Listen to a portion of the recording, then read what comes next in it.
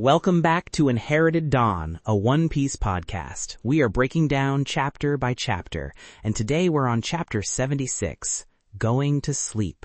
And this is a chapter that feels designed to rip your heart out. Just when you think the crew is coming together, Oda slams the door. He slams it, locks it, and throws away the key. We get Nami looking Zoro dead in the eyes after he asks where Usopp is, and she just says, he's at the bottom of the ocean. It's one of the coldest lines in the series so far, and the fallout from that one sentence defines everything that happens next. Absolutely. It's the kind of moment that makes you question everything. And if you want to be here with us as we piece it all back together, make sure you're following the show. You don't want to miss the chapter where this all finally pays off. Let's get into it. The chapter opens right where we left off, with Luffy declaring Nami is their navigator. And she just shuts him down completely. We just came from the Baratie, from this huge victory party. Sanji's joining, everyone's dreaming big, Luffy's on a high. He points to her and says, there's our navigator, with that big, dumb, confident smile. And Nami's response is just a bucket of ice water. She says she was only with them for their treasure, that he's a nuisance. It's such a reversal from everything we saw on the Baratie. All that camaraderie, just gone. The speed of the reversal is what's so effective. There's no transition. One chapter, they are a team. The next, she's their enemy. The specific words she uses are so calculated to hurt Luffy where he's most vulnerable. His sense of nakama. Calling him a nuisance and reducing their entire adventure together to a simple transaction about treasure is a direct attack on the very foundation of his crew. It's like she's reading a script. There's no heat behind it at first. It's just this flat, dismissive tone. You can feel Luffy's simple, happy worldview just grinding to a halt. He doesn't compute this. And before he can even process it, the crew starts to fracture. And immediately, Zoro and Sanji start arguing. Zoro is all business, trying to figure out the situation, and Sanji is being Sanji. Love is like a hurricane. I mean, you gotta love the guy, but his timing is something else. Zoro is just not having it. He's looking at Nami, trying to read a situation that makes no sense, and Sanji is off in his own little romance novel, convinced this is all some tragic, beautiful drama. He's not helping. It's their first real interaction as crewmates, and it's immediately oil and water. But it's also a perfect encapsulation of their core philosophies. Zoro's priority is the crew, the unit. He's asking the practical questions. What is going on? Where is Usopp? His focus is internal, on the well-being of the team. Sanji's priority is his chivalric code. His focus is external, on the well-being of Nami. He sees a damsel in distress, and his brain shuts off to everything else. That's a great way to put it. They're both being loyal, but to completely different things in this moment, and neither of them is willing to budge an inch. It's the immovable object versus the irresistible force right from their first day on the job together. But then Johnny shows up, and the mood shifts from tense to tragic. Before we even see him, we hear him. The text is just this ragged screaming of Nami's name. It's raw. Oh man, Johnny just screaming. He calls her a witch. He says he saw her kill Usopp. And he's not just angry, he's heartbroken. You can hear it. He and Yosaku looked up to Zoro, and by extension, the crew.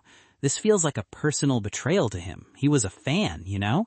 He thought he'd found the real deal, this crew that was going to shake up the world. And in his mind, it all just crumbled. Johnny is the voice of the audience in this moment. We are just as confused and horrified as he is. His testimony is what gives Nami's betrayal weight. Without him, it's just her word against what we know of her character. But Johnny is an eyewitness. He saw it. He lays it all out, that she's joining Arlong pirates, that she's willing to kill for the money hidden in the village, and he says she's cold-blooded. And Nami's reaction is what sells the horror of it. She doesn't deny it. She doesn't flinch. She just looks at them and basically says, yeah, and what are you going to do about it? It's the ultimate confirmation. For everyone there, that's the nail in the coffin. There's no way she's faking this. The performance is too perfect. That's the most chilling part. There's no defensiveness. It's a mask of pure ice. She even warns them off, saying Arlong is furious about Zoro's stunt at his base, and that they're no match for a real monster. That choice of words is fascinating. She's essentially validating their own self-image as monsters and devils, but then creating a new tier above them. Calling Luffy and the crew monsters, but then positioning Arlong as something on another level. It's a threat, but it also feels like a warning. Like, you have no idea what you're messing with, so just leave. She's drawing a line in the sand. You guys play act at being pirates. This is real. This is a level of evil you are not prepared for. It's an attempt to save them by insulting them. And it works on almost everyone. Johnny is terrified, Sanji is confused but mesmerized, Luffy is... We'll get to Luffy. But Zoro, of course, doesn't care about any of that. He has a one-track mind. He cuts through all the noise, the accusations, the warnings about monsters. He just asks, where's Usopp? He doesn't ask if she killed him. He doesn't ask why. He just wants a location. It's so Zoro. And that's when she drops the line. He's at the bottom of the ocean. That's it. No hesitation, just a statement of fact. Oda draws her in profile, eyes shadowed. It's one of the most brutal panels in the series. And Zoro's reaction is pure instinct. It's a spinal cord reaction. He doesn't think, he doesn't weigh the options. He hears that his crewmate is dead and the person who did it is standing right there. He just draws his sword and lunges. There is no other possible outcome in his mind. The debt of a life for a life. And Sanji just as instinctively blocks him for a completely different reason. Sanji's core principle kicks in. You do not, under any circumstances, harm a woman. He doesn't even know the full story, doesn't know who Usopp is really. He just sees a man with a sword attacking a woman and his body moves before his brain does. So you have Zoro's loyalty to his crewmate clashing directly with Sanji's chivalric code. It's a perfect conflict because both of them are, from their own perspectives, doing the absolute right thing. Zoro tells him to stay out of it, that he has no idea what's going on. Which is fair. Sanji just got here. He missed the whole Syrup Village adventure. To him, Usopp is just some long-nosed guy he met for 5 minutes. But Sanji fires back, hits him right where it hurts, saying he's just irritated from his loss to Mihawk. That was a low blow. It's so surgical in its cruelty. Sanji is essentially saying, you're not doing this for your friend. You're doing this because your ego is wounded. You lost to the best, so now you're taking it out on a woman to feel strong again. He's questioning Zoro's honor and his strength, and that's the one thing Zoro will not tolerate. He puts Wado Ichimonji right to Sanji's throat. The tension is unbelievable. The sound effect in the panel is just this quiet click.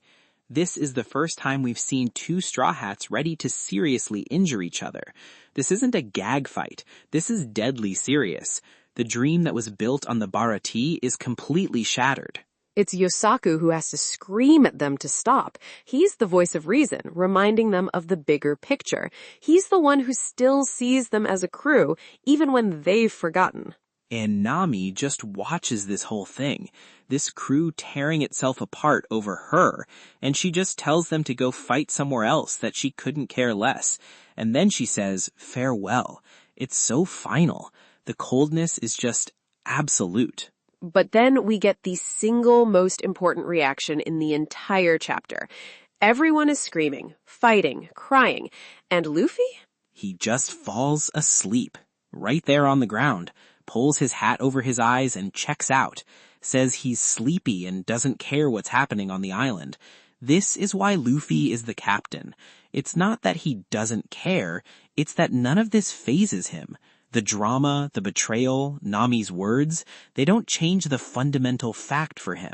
The fact that Nami is his navigator. He's already decided, so this is all just noise to him. He's waiting for the noise to stop so he can go get his friend back. He's not engaging with her act because he doesn't believe it.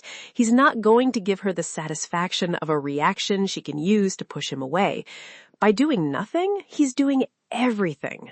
It is an absolute power move of trust. He is so confident in his judgment of her character that he can literally just take a nap while the world is falling apart around him. He knows her better than she knows herself in that moment. That's the kind of thing that makes Luffy terrifying. He operates on a level of certainty that no one else can touch. But Nami doesn't see it that way, though. She screams at him that he can die for all she cares.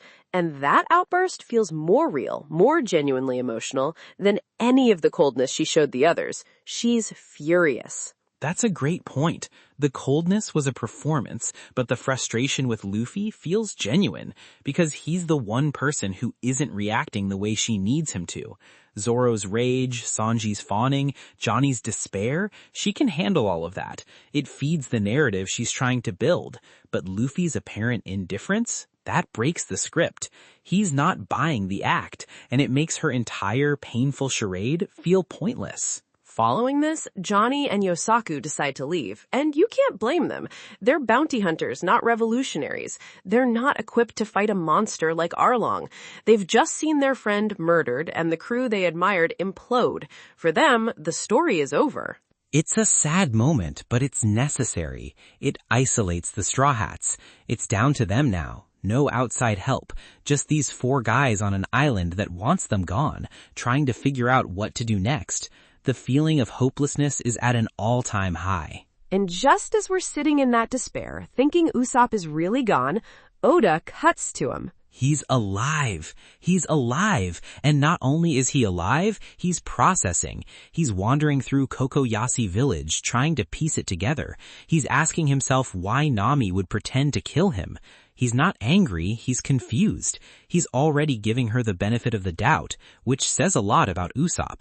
And then he remembers the moment. He flashes back to the stabbing. He realizes she didn't stab him. She stabbed her own hand. The reveal is so good, so earned. She drove that knife right through her own hand into the dirt next to him to create the blood and the illusion that he was dead. The amount of pain she had to endure and the composure she had to maintain to sell that lie to the fishmen, it's incredible. She had to perfectly fake a murder while suffering an excruciating real-life injury. She saved his life in the most painful way possible, all while pretending to be his enemy. It completely reframes her character. She's not cruel. She's fiercely, tragically protective. He immediately understands. She's not a witch. Something else is going on. There's a larger game being played, and she's a prisoner in it. And what does Usopp do with this information? Does he run? Does he hide? No. The first thing he thinks is that Zoro might be in trouble. He remembers the octopus fishman, Hotjon, saying Zoro was looking for Arlong. He knows Zoro. He knows Zoro is stubborn and loyal and is probably marching straight into the lion's den to avenge a death that never even happened. He assumes Zoro went back to Arlong Park to avenge him. So this supposedly cowardly liar, without a moment's hesitation, starts sprinting toward the monster's den to save his crewmate. This is the truth of Usopp's character. His fear is real, but his loyalty is stronger. Usopp's bravery isn't about not being scared. It's about being terrified and doing the right thing anyway. This is a top-tier Usopp moment. He's running to save the guy who was ready to kill Nami for him. The loyalty in this crew is just on another level. It's a mess of crossed wires and misunderstandings, but the core impulse is always to protect each other. But he spots Zoro in the distance, still with Sanji. We cut back to them, and they're still arguing, of course. Of course they are. Sanji asks Zoro if he really thinks Nami killed Usopp, and Zoro, ever the pragmatist, says it's possible. He even brings up that Usopp annoyed her before. He's trying to be logical, trying to process the evidence he has. He mentions Usopp calling her small, which is a perfect example of how these two misunderstand each other. Zoro is referring to a specific moment, a specific insult. He's being literal. And Sanji immediately assumes he's talking about her chest size and loses his mind. He thinks Zoro is insulting her honor, her femininity. It's such a perfect, stupid, in-character misunderstanding. So they clash again, swords and kicks flying, this storm of pure masculine ego. And right at that moment, Usopp runs up, arms wide, screaming for them to stop, to listen to him, and gets caught directly in the crossfire. He takes a nasty hit right to the face as the two of them clash. It's such a classic One Piece moment. The tension is at its absolute peak. We're on the verge of a civil war within the crew, and Oda breaks it with this perfect, brutal bit of slapstick. Usopp, the bearer of the truth that could solve everything, is taken out by the very conflict he's trying to stop. It's hilariously tragic. Meanwhile, the focus shifts to Nami's home. We see her sister, Nojiko, out in the tangerine fields. This is our first time meeting her properly, and she has this incredibly cool, calm, and world-weary vibe. She hears a door slam. She goes inside and finds the place is a wreck. Furniture is thrown around, glass is broken, and Nami is just sitting there, head on her desk, completely spent. The storm has passed. This is the first crack we see in the mask. She held it together in front of her friends, in front of the fishmen, but in private, alone in the place she considers a sanctuary, she completely fell apart. The rage, the frustration, the pain, it all came out. The destruction in the room is a physical map of her emotional state. Nojiko understands immediately. She's seen this before. She says, your friends came to get you back, didn't they? And she knows why Nami is so upset. It's not because they came. It's because she had to push them away. And she gives us this crucial piece of information. Nothing upsets you more than having to say the word friend. Okay, but think about what this means. For Nami, the concept of a friend, of a bond, is so painful that she would rather destroy her own room and push everyone away than acknowledge it. It's not a word of comfort for her. It's a word of terror. Because acknowledging them as friends means she has to betray them, or it means they're in danger because of her. The closer they get, the more it hurts. Having friends is a weakness Arlong can exploit. She can't afford it. It's a luxury she gave up a long, long time ago. It reframes everything. Her cruelty isn't for her own sake. It's a desperate, painful attempt to protect them. She's hurting them to save them from a greater hurt. It's a twisted, tragic logic born of years of trauma. Back with the guys, Luffy finally wakes up and sees Usopp's busted face. His first thought is that Nami did it, which is a logical conclusion given everything he's just heard. But Zoro and Sanji, to their credit, immediately take the blame. It was our fight. My bad. That moment of shared responsibility, that quick, grudging unity in the face of their own stupidity, is the first step to them becoming the wings of the Pirate King. They messed up, and they own it together. Usopp then gets to be the hero. He spits out the blood and tells Luffy the truth. Nami saved me. He explains that something else is going on, that she has a reason for joining Arlong. He is the key that unlocks the whole mystery for the crew. And just as he says that, Nojiko appears. She walks right up to them. She's been watching them, listening, assessing them. She tells them it's useless, that there's no way they can change Arlong's rule over the island. She's seen it all before. Hopeful outsiders arrive, they challenge Arlong, they get crushed. It's a cycle of pain she doesn't want to see repeated. But she sees the determination in their eyes. She sees that they aren't leaving. So she makes a deal. She'll tell them everything about Nami's past, the whole story. But after she's done, they have to leave the island. It's a test, in a way. She's going to show them the depth of the pain and suffering here, the sheer weight of the history that has trapped her sister.